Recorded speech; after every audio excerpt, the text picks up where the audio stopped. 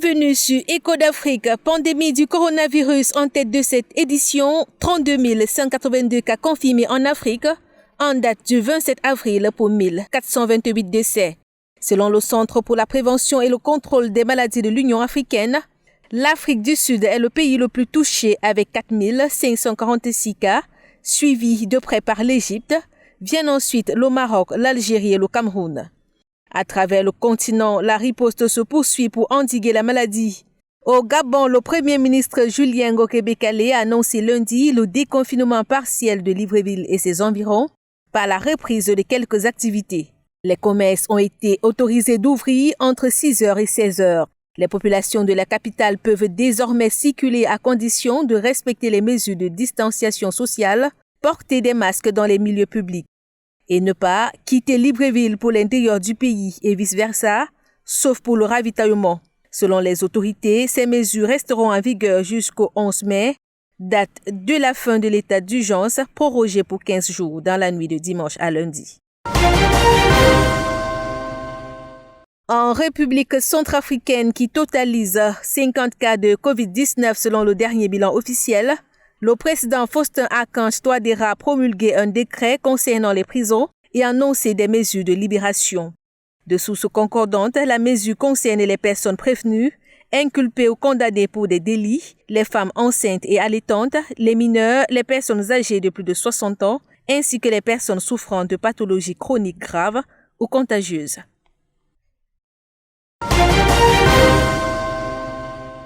Au Nigeria, le gouverneur de Lagos a rendu le port du masque obligatoire dans la capitale économique peuplée de 20 millions d'habitants. En instaurant cette mesure supplémentaire, le gouverneur de Lagos a menacé de peines et de sanctions tout contrevenant. Il a indiqué que des masques seront distribués à la population. Lagos, l'État voisin d'Ogun et la capitale fédérale Abuja sont placés depuis le 30 mars sous confinement total afin d'endiguer la propagation du virus mortel de Chine.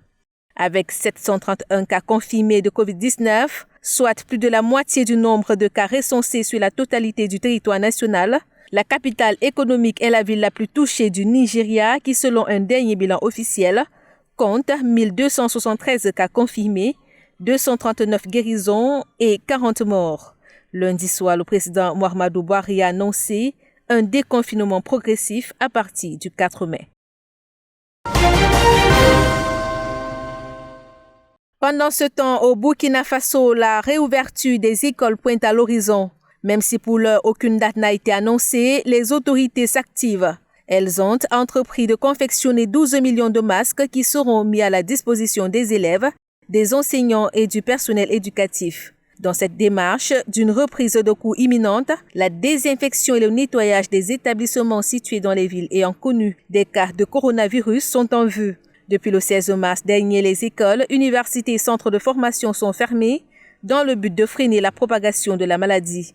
Le Burkina Faso a identifié son premier cas de coronavirus le 9 mars 2020. Rendu à plus d'un mois, le pays totalise, selon le dernier bilan officiel, 632 cas de contamination, 453 guérisons et 42 décès. Au Kenya, le président Uhuru Kenyatta a prolongé pour un mois la fermeture des établissements scolaires. Selon ses déclarations, la mesure prendra effet le 4 mai, date à laquelle les écoles devaient rouvrir leurs portes. Quelques jours avant, le chef de l'État avait déjà annoncé la prolongation du couvre-feu dans la capitale et l'isolement des régions de Nairobi, Mombasa, Kilifi et Kwale pour 21 jours supplémentaires. Lundi, le ministère de la Santé a annoncé la réouverture des restaurants assortis des conditions restrictives, à savoir le dépistage des employés de tous les établissements avant la réouverture, l'installation des clients à 1,5 mètre de distance minimum. Les heures d'ouverture devront être comprises entre 5 heures du matin et 16 heures. Toutefois, les bars restent fermés pour l'instant. En Algérie, les autorités ont décidé lundi de prolonger jusqu'au 14 mai le confinement à travers le territoire national, ainsi que l'ensemble des mesures préventives qui l'accompagnent. La prorogation de cette mesure qui devait expirer le 30 avril intervient dans un contexte où le pays connaît une explosion de cas.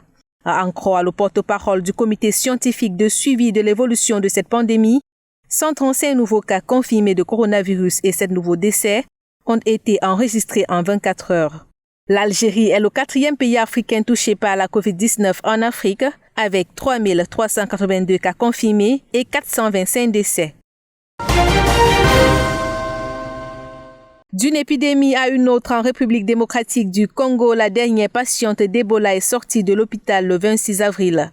L'annonce a été faite par les autorités sanitaires qui ont indiqué que la fillette de 7 ans était prise en charge dans un centre de traitement d'Ebola de la ville de Beni dans la province du Nord Kivu dans l'Est. Par ailleurs, les mêmes sources ont précisé avoir engagé des recherches pour retrouver une autre patiente qui s'est évadée, ce qui retarde la fin de l'épidémie. Ces nouveaux cas d'Ebola avaient été déclarés par les autorités le 10 avril dernier, alors que la République démocratique du Congo était sur le point de déclarer la fin de l'épidémie le 13 avril. Dans la suite, au Rwanda, le président Paul Kagame a réfuté lundi avec la dernière énergie les rumeurs selon lesquelles les soldats rwandais auraient été déployés dans l'est de la République démocratique du Congo pour lutter contre les rebelles des forces démocratiques de libération du Rwanda. Saluant la volonté de collaboration affichée par le gouvernement congolais depuis l'élection du président Félix Tshisekedi en janvier 2019, Paul Kagame a insisté sur le fait qu'il n'y a aucun soldat des forces de défense rwandaises dans cette partie du monde. Une situation qui, selon lui, est un secret de polichinelle pour le gouvernement de la RDC. Un détour au Togo qui célébrait lundi 27 avril les 60 ans de son indépendance. La célébration s'est résumée en une courte cérémonie de prise d'armes avec hymne national et levée des couleurs dans la cour du palais présidentiel. En raison de l'état d'urgence décrété le 1er avril dans le pays pour lutter contre la propagation du coronavirus, le traditionnel défilé militaire et civil a été annulé, tout comme les autres célébrations prévues partout dans le pays. Voilà qui fait l'essentiel de l'actualité en Afrique. Ne décrochez pas, l'information continue sur DBS.